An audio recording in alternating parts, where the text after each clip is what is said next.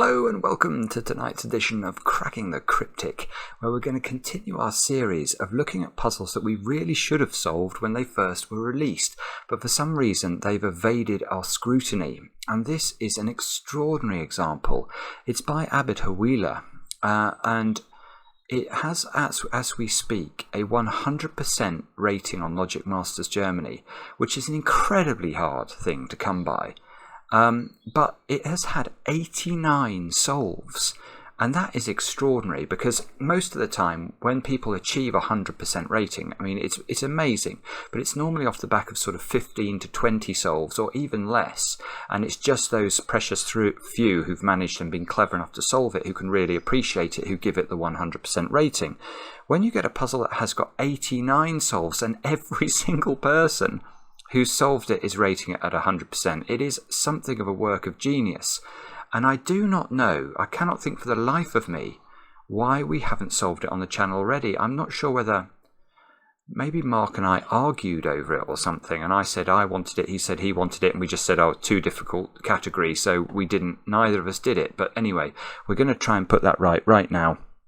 And it's called Thermal Nights, and I'll read you the rules.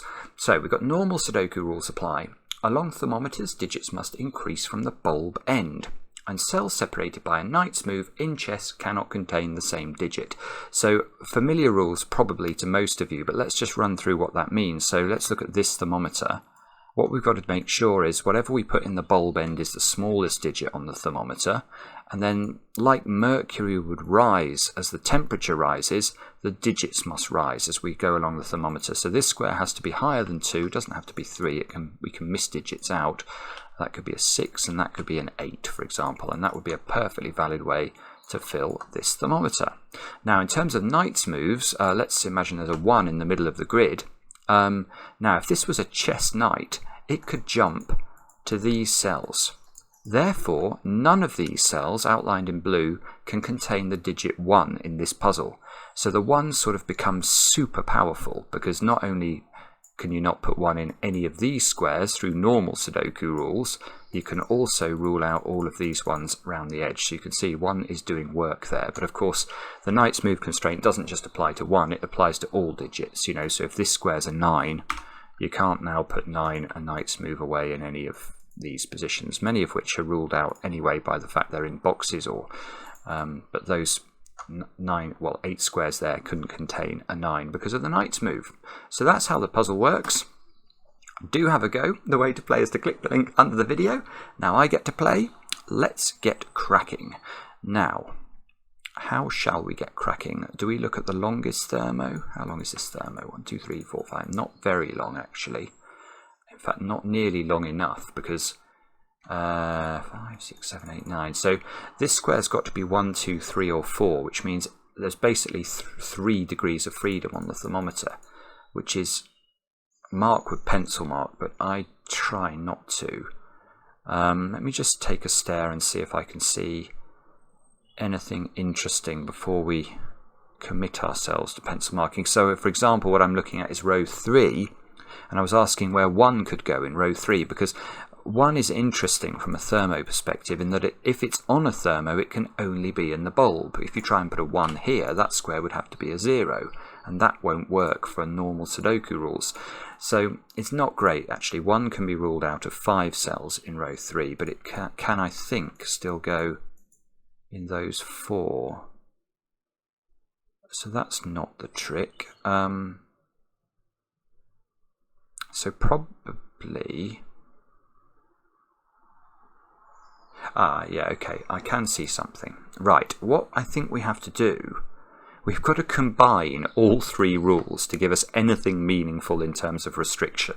So, how can we combine all 3 rules? Well, we can look at this bulb.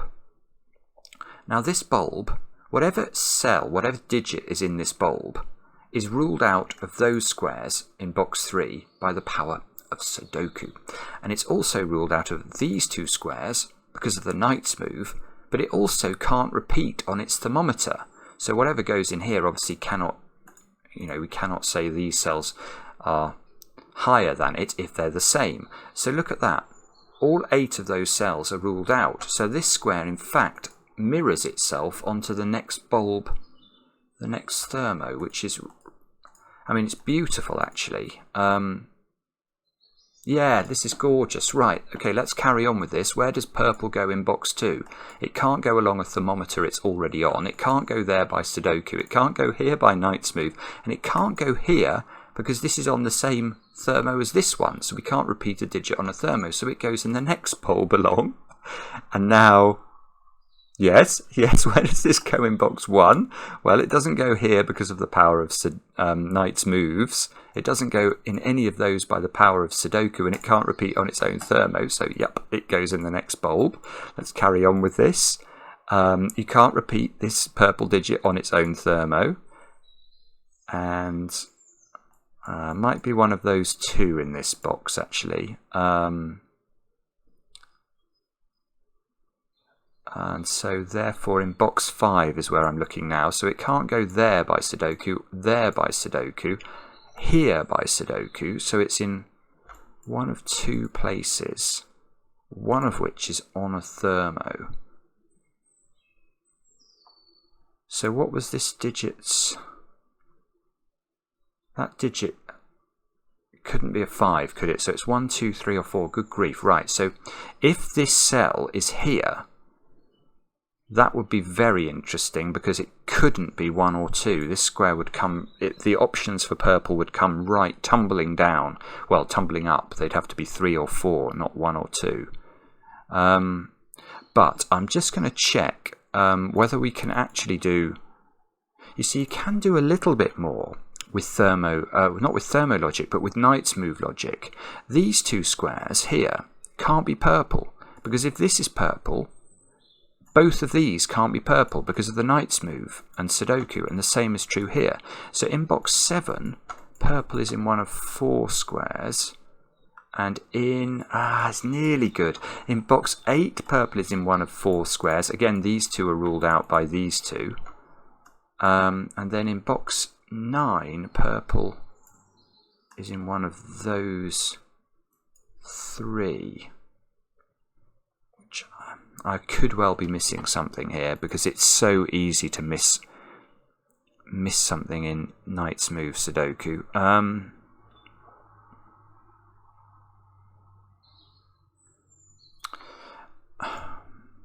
I am very interested in this square. If I can force this square to be purple, so that would mean ruling out the central square as being purple, which would force, so if that's purple, that's purple.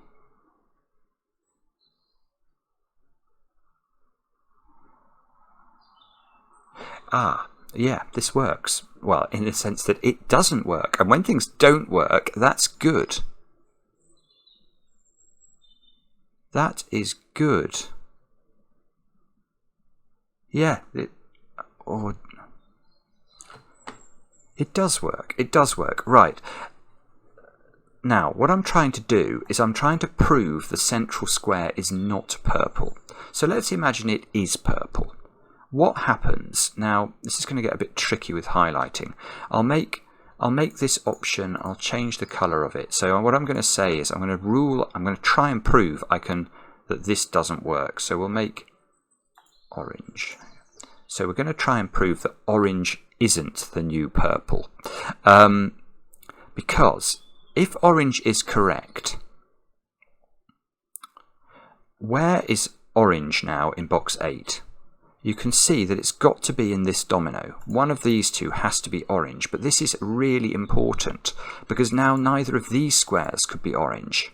So orange is forced here in box 9, and look, that bounces back there and rules it out of this square. Now once it's ruled out of this square, there's now nowhere for it to go in box 7. It needs to be in one of those 3 squares, and it cannot be in those 3 squares. Because, well, I mean, just pick whichever one you like. You can rule it out. Bearing in mind this is orange, it just rules all 3 of those out. So this tells us something really, I think, massive, which is basically, how do I highlight orange? I just want to highlight orange. I can't highlight orange. It's not going to let me. Maybe if I... No, it's not going to let me. Right, okay, so I'm going to have to do this manually. So we can rule this square is not purple, which means this square is purple. So that one, so those are not purple. Now, can we go further than that? Maybe not, actually. I was hoping I could get a restriction over here once this is purple, but I can get a little bit of a restriction. Because there's purple in this domino, this can no longer be purple. So one of these is purple. No, I can't do better, can I?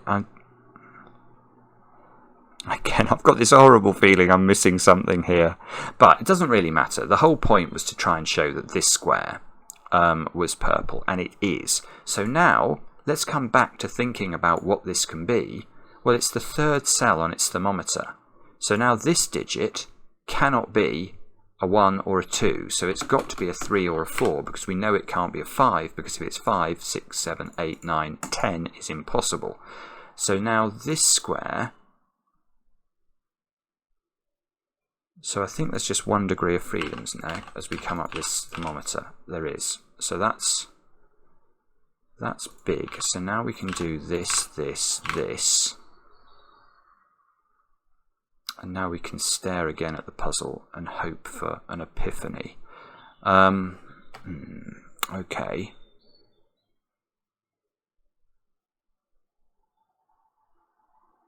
So the strategy, I think, of looking for cells that are... Yeah, so this cell is interesting now for me. Because again, this benefits from the fact that all 3 conditions can be applied to it. So yeah, this is lovely. Where does this cell go in box 3? It can't go there by Sudoku, it can't go in those 2 by Knight's Move, and it cannot be on its own thermometer. And it's obviously not equal to that, so those 2 squares are equal to one another. Which means this little square here is an 8 or a 9, which means green is in one of those cells. Now, if this is green, does it break? Oh no, maybe it doesn't actually. If that's 8 and that's 9, that isn't ruling 8 and 9 out of this square. It's just saying that those 2 are 8 and this is 8. Bobbins. 8, 9. So 1 and 2 in box 3 now have to be in the diagonal. They've got to be in 2 of these 3 cells. Ah, got it. Right. Now, we looked at this right at the start. Where does 1 and 2 go in row 3? And the answer now is just in 2 places. Well, we looked at it in relation to 1, but the same question is relevant in relation to 2 now, because we've got 3s and 4s locking the thermo digits higher than 2. So, in fact, we might have an issue with 3 as well, but no, because we can hide 3 here. I'm not sure about 3, but 1 and 2 definitely cannot go on the thermos, because, you know, they're not higher than 3, which is the minimum you can put in the bulb. So that square's a 1 or a 2, that square's a 1 or a 2. Yeah, oh, right, now where does 3 go in row 3? It cannot... No, it cannot go on this thermometer because that square cannot be lower than it. It can't go here because that square is not lower than it. So 3... Now, 3 is purple, so that's it. We've done it. We might as well stop. No, just joking. But we have... Oh, it's hugely powerful, though, because now this thermometer has to go 2, 1. That fixes this square and this square. So 2 can come out of these 2 squares. Good grief. Right, and now what do we... Now, oh, look at this. That square, which previously could have been a 3, now can't be. Because if that's a 3, you've got to put 1 or 2 in the bulb, and neither is now possible in the bulb. So we can change the colour of this or remove its colour. Which unfortunately doesn't seem to resolve the purples over this side. I'm desperately looking for cells on thermometers, basically.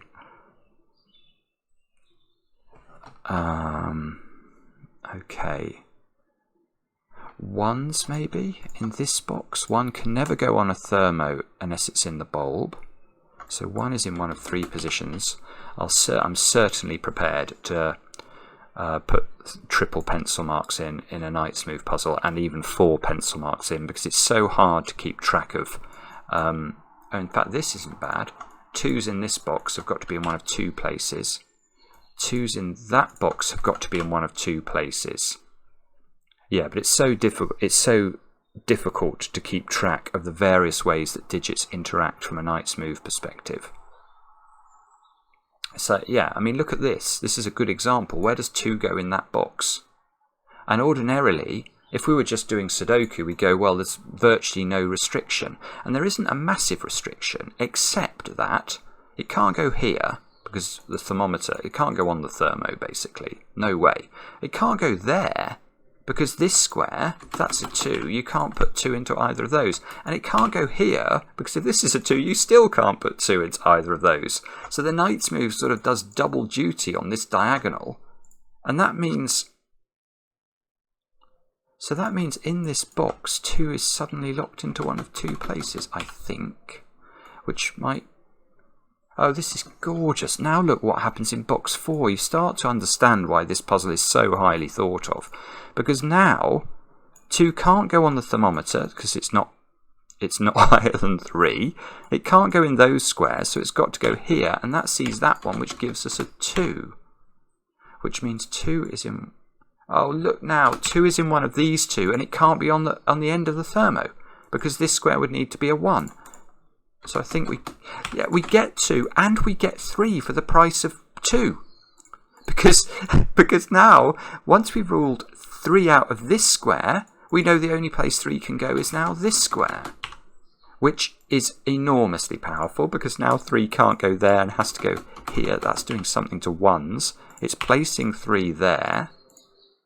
It's placing 3 here. And I'm not sure. Yes, we have. We have done all the 3s. Get rid of the purples. Have a look at this 1. Because now 1 is locked into one of 2 places, I think, in box 4. This is just beautiful. Now, straight away I'm looking at 1s and I'm looking at box 6. Now, I don't know if I missed this earlier, but I can now see that 1 is locked into one of... Well, in fact, there's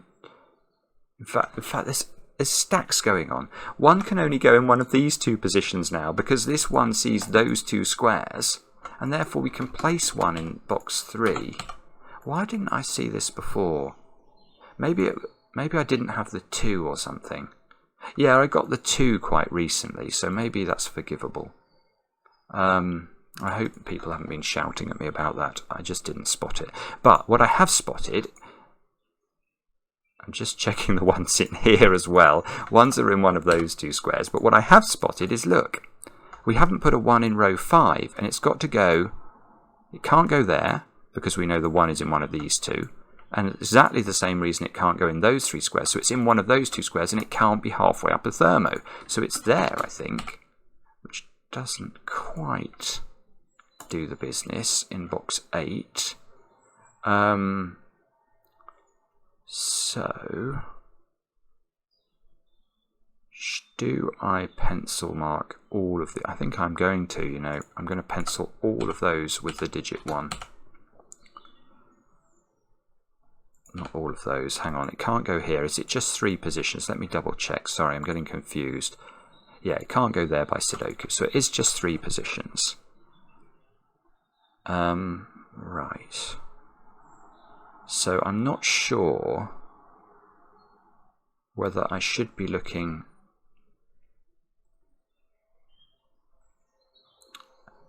I think I've done what I can for the time being with 1s. That may be a foolish statement, but I'm going to say it. Now 2s... I think I've done what I... Oh no, I haven't looked at 2 down here, Simon. Come on. 2 is in one of... Yeah, this is all right. Oh no, hang on. Why did I think it wasn't there just a moment ago? Is that just an error? 2 can't go in those squares or this one, so 2 is in one of 3 positions, I think. And the problem with that is that none of these positions in box 7 see all 3 of those. So 2 is not... Well, 2 is in one of those 3 positions because of this pencil mark here and this 2 here. I don't think that's good enough. So it looks like we're running out of room with 1s, 2s and 3s. So shall we look at 4s maybe? 4 is in one of 2 positions in row 3 because it can't go there anymore. Now this is a 3 because you can't put sort of 3.25 and 3.75 on the thermo. And it can't go, for the same reason, it can't go in either of those 2 squares. So 4 is either here or here.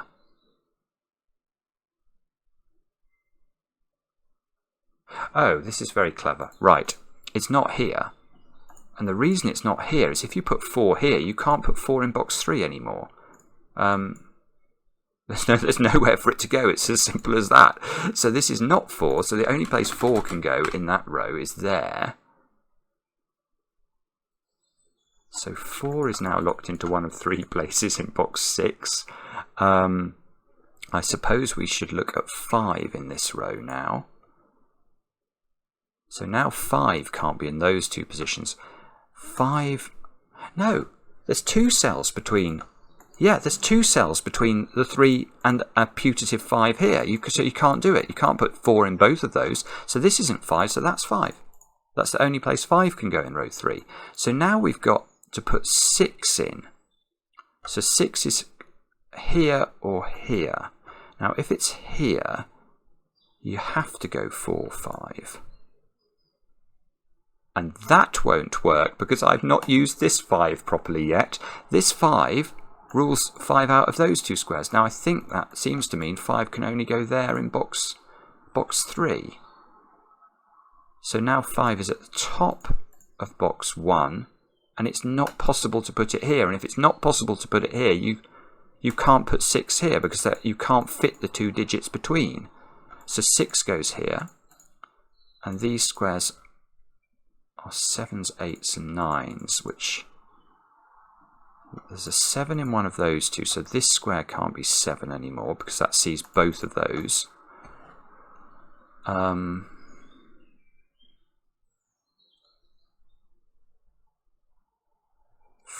4 maybe? 4 can't go here, so it's in one of 3 places in box 2.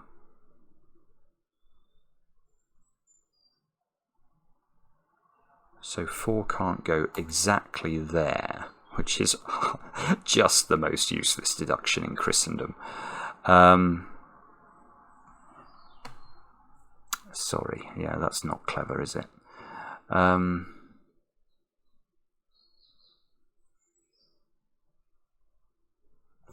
Oh, I nearly got something in this box on 4 then. 4 can't... Oh, no, no. In fact, ignore me. I saw these 2 pencil marks. I didn't see this one, so I was about to rule... Oh, I can rule a 4 out from there, actually. Not because of this box, because there's a 4 here, and it sees that square. So I was... Well, it's still bad logic, because I was about to say this can't be a 4, and this can't be a 4, because it sees all 3 of those squares. So 4 in this box has to be in one of those positions. Now, actually, I've only just noticed this, it can't be there because that would require this square to be 1, 2 or 3, which it definitely can't be. So 4 is a bit strange in box... Ah, yeah, look, 4 in box 5, we don't know where it is, except it is not in... It's not this square, that's the key. That's all we needed to know, it's not in row 5. And I've not put a 4 in row 5. So where do I put it? It can't go there. Because I can't fit a digit here if I put 4 there, so 4 can only go here. Now, that might be massive if I can... This can't be 4. Oh, no, it's not. I think there's still 3 places for 4 in box 1. I think.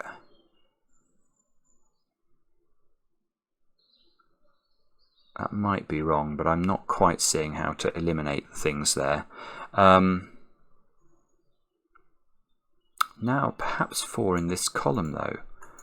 This can't be 4. Oh, this 4's clever, isn't it? It sees those 2 squares. Well done, 4. Which means 4 is in one of those 3 positions. Now, does that do anything? Sorry, I've got something in my eye. That doesn't help when you're solving Sudoku. I'm not sure that really does anything, actually, because I can't, you know, this square, which would eliminate 4 from those 3 squares, is already taken, so we don't really get an elimination. Okay. What about this box? Do we know anything about 4 in this box? 4 can't go there because of this 4. Now, if I could eliminate 4 from the thermo, we might be happy. I can definitely eliminate it from this square. Yeah, that's good enough. Good grief. Right. Right. 4 is not there by Sudoku. 4 is not here by Knight's Move. And 4 is not here because what's this digit? It's got to be lower than 4, and it cannot be 1 because it's not in the bulb, and it can't be 2 or 3. So this is not 4, so 4 is eliminated from all of those squares, which means 4 is in one of these 3 squares, but that sees that square. When I say it's enough, I mean it's enough for an elimination. I'm not claiming that it's sort of the Sistine Chapel of eliminations, but it is something.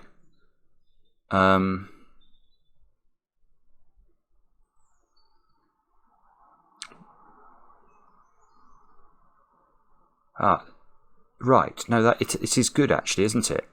This square can never be 4. I don't know why I've got 4 in here, because that square can't be 3.5. So that square's become a 4, I think, by force. And this 4 sees that square and that square, so that square's a 4 by force. This 4 sees that little square by the power of Knight's Move, and this square by the power of Sudoku. This square seems to have become a 4. This square is now a 4 because I can't put 4s in those 2 cells. This square is no longer a 4 because of Knight's Move.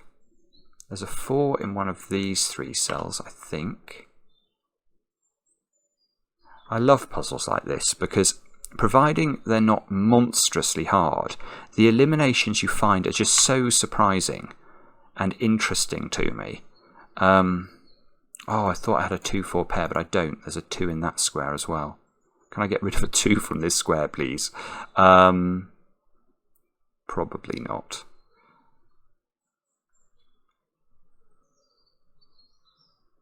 All of the thermos now have moved up in value. None of them can have 4 on them.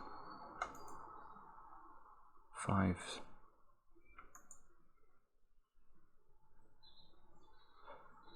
Yeah, this is important. If we look at the thermos now in these, in boxes 1, 4, and 7, I think there's something going on in this column because this square no longer can be a 4. So its lowest value is 5 and its highest value is 7.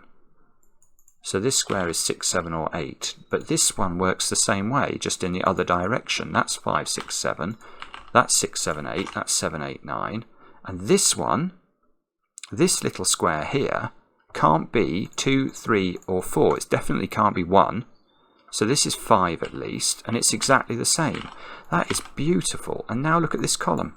6, 7, 8, 6, 7, 8, 6, 7, 8. Bang. Bingo 9. Oh, bingo again. 8. Bingo 7.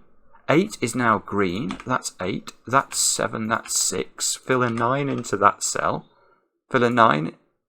9, 2, 1, I think. I may sound surprised, and that's because I am, because suddenly it is actually going better than usual. I need to put a 2 in this row. It's got to go there. That's no longer a 2. Does this 2 do anything? I don't really mind. This 5 is eliminating a 5 from here, so that now can't be a 6, and that can't be a 7. These squares are all 6, 7s, and 8s. And that one can't be 6, and that one can't be 7. And that one probably doesn't see anything well enough to... Yeah, but look, once this can't be 6, you now can't put 6 in this square because it would eliminate 6 from box 1 altogether. It's not quite as good as eliminating an extreme digit from this square, but it's something. Okay. Right, so what have we learnt about the world from this? That felt like a huge flurry of progress, which I should probably have done more slowly. Okay. This 9 is ruling a 9 out from that square, therefore this can no longer be 8, and therefore, what can this not be? That's it, it can't be 7. So this square's become a 5.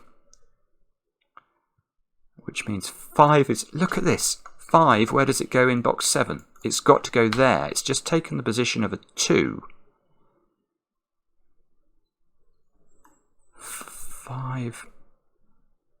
5 can't go here because of the knight's move, so 5 is in one of those two cells. I am much more interested in this 2-4, believe me, but I'm just going to check the 5s first. Yeah, where do I put 5 in box 9? Yep, in the bulb. Where do I put 5 in box 6? Yep, in that square, because the knight's move takes it out of those two squares. 5 must go here. I don't believe it. Now 5 is forced into this square. Which, oh, now I've got to be really careful here because I was about to start filling in 2s and 1s, but actually I had 3 positions pencil marked for both of those things. But it's still good because now, have I done all the 5s? I think I have. The 1s have now been shifted into this row. So that can't be a 1 and this must be a 1. The 2s, oh no, that's no good for 2s. 1s now... No, 1s don't seem to be resolved either, but never mind. Look, these two squares I think are a 2-4 pair. So I'm going to fill that in, and I'm going to look upwards and see this little square, and therefore, what? No, that's now not a 2, Simon, because it sees this 2-4. So this has become a 2, this has become a 1, this has become a 1. Now my 1s are better than they were, surely. I haven't done... Yes, so this is a 1 now, the last 1 in the grid. This 2, I've done all sort. Oh, right. Okay, look, I've got 2s in this pattern to finish off, so I'm not going to be able to do that. Something else is going to have to interrupt the 2s in order to make that work. I've got a 7-8 pair here now, so that square seems to be a 6. Sorry if you've been shouting me about that one. I need to put 9 in this column. That seems to have to go here. That means that square's a 9 by the old power of Sudoku. 9 is in one of those two squares. This square is 6, 7 or 8. I was hoping a knight's move might see something there, but it doesn't seem to. These squares are, yep, you've guessed it, 6, 7 and 8. Where does 7 go? 7 can't go in either of those because of the knight's move Sudoku sort of double act. Those two squares become 6, 8 pair. There's an 8 here. Beautiful. 8s and 6s go into the grid. Therefore, this square must be a something. Oh, I can't scan for toffee. Is it a... No, it's not. It's a 6. Okay. It's a 6 just to complete this column. So 6 is now in one of 2 places in box 9. And we can probably keep going with Sudoku down the central columns, I think. We've got to put 2, 8 into those 2 squares, which is nice. Therefore, these 3 squares here have got to be 4, 7 and 9. And that, I don't mind that we can't resolve that because it's still better than we were doing. Now, 2, 4 here. So this square is 7, 8 or 9 as well.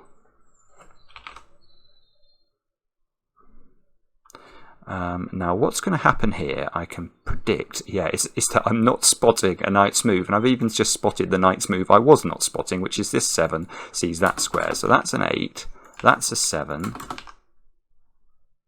This, therefore, must be a 6 or a 7. I don't know if that's being... I don't think it is being... Well, it is. If that's a 7, it breaks box 7. Somewhat ironically, because if it's a 7, you can't put 7 into those 2 squares. So that's a 6, that's a 7, that's a 6, that's an 8. Now where do I put 8 in box 7? There, and they all tumble into the grid.